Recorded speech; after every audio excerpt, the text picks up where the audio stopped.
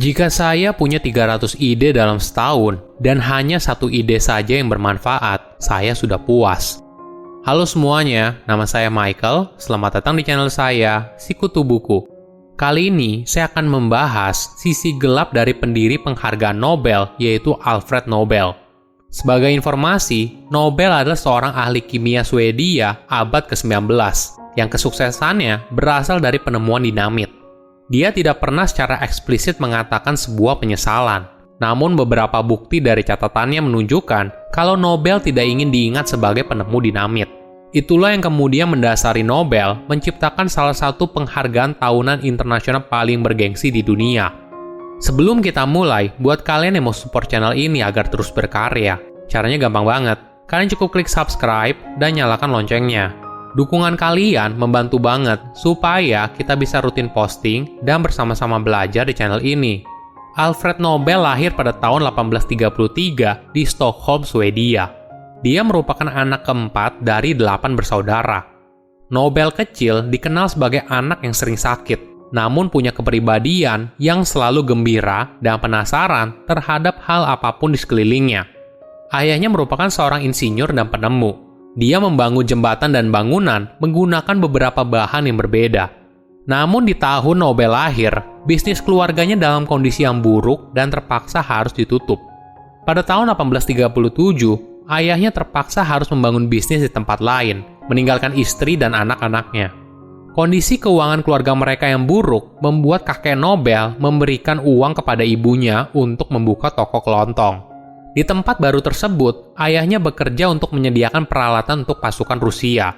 Bisnisnya berjalan lancar hingga beberapa tahun kemudian, keluarganya lalu mengikuti ayahnya untuk pindah ke Saint Petersburg, Rusia.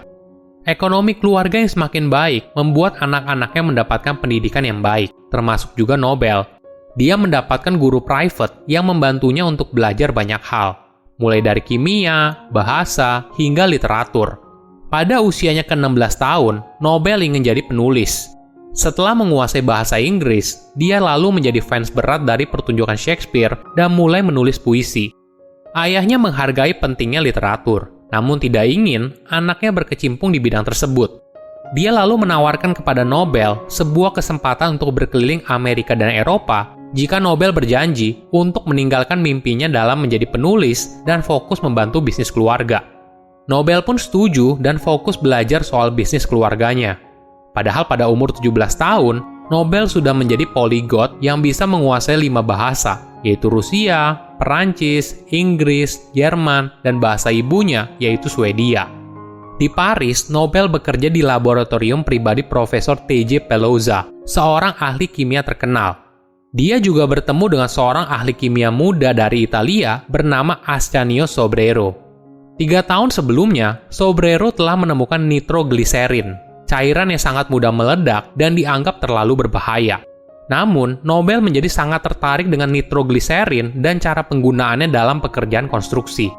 Ketika dia kembali ke Rusia setelah studinya, dia bekerja sama dengan ayahnya untuk mengembangkan nitrogliserin sebagai bahan peledak yang memiliki nilai komersial.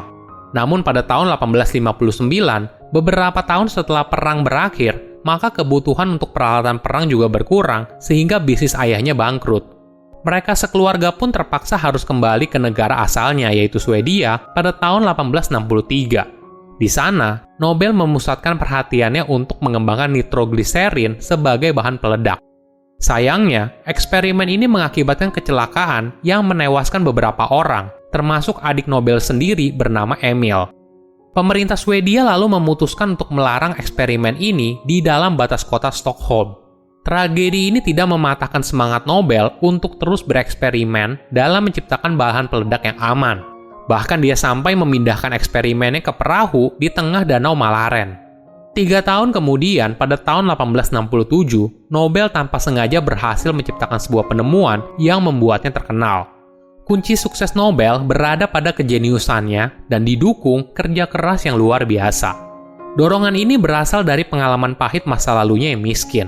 Sebagai gambaran, walaupun Nobel tidak memiliki tubuh yang kuat, namun dia bekerja 18 jam sehari untuk melakukan ratusan eksperimen.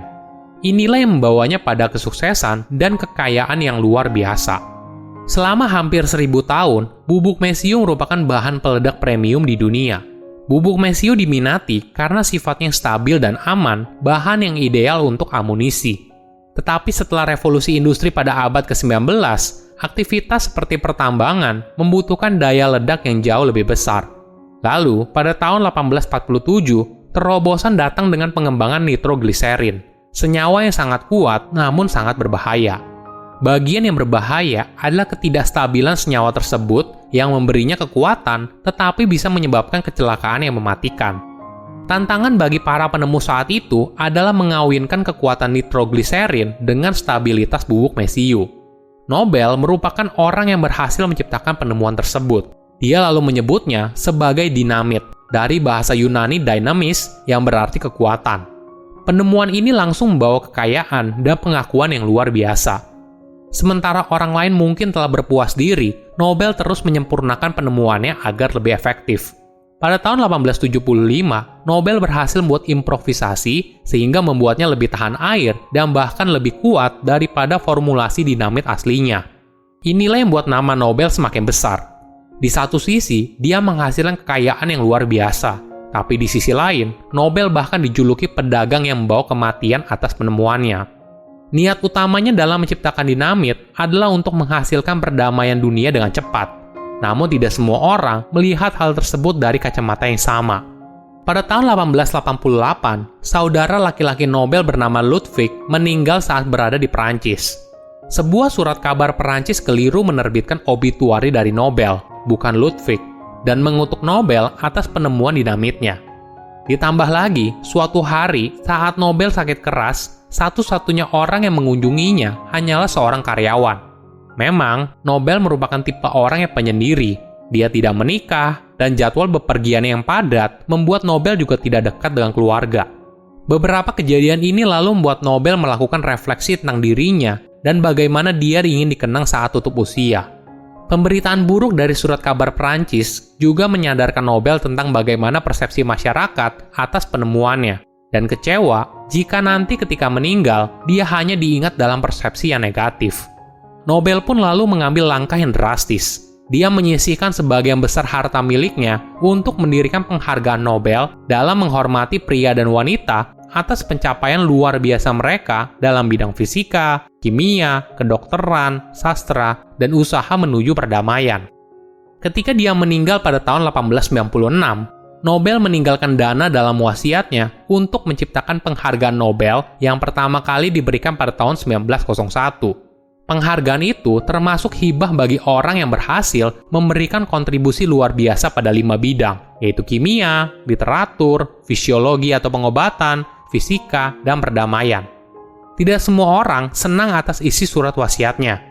Permintaan terakhir Nobel ditentang oleh kerabatnya dan dipertanyakan oleh otoritas dari berbagai negara. Butuh 4 tahun bagi Ragnar Soleman, seorang insinyur muda yang namanya ditulis di surat wasiat Nobel, untuk meyakinkan semua pihak agar menghormati keinginan dari Nobel.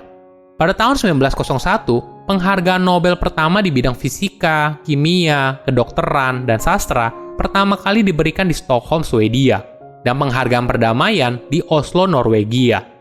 Ketika kamu meninggal, bagaimana kamu ingin dikenang dan diingat? Warisan apa yang akan kamu tinggalkan untuk generasi masa depan? Jawaban dari pertanyaan ini akan mengarahkan hidupmu ke masa depan yang kamu inginkan. Silahkan komen di kolom komentar pelajaran apa yang kalian dapat ketika tahu informasi ini. Selain itu, komen juga. Mau tahu informasi apa lagi yang saya review di video berikutnya? Saya undur diri, jangan lupa subscribe channel YouTube Sikutu Buku. Bye-bye!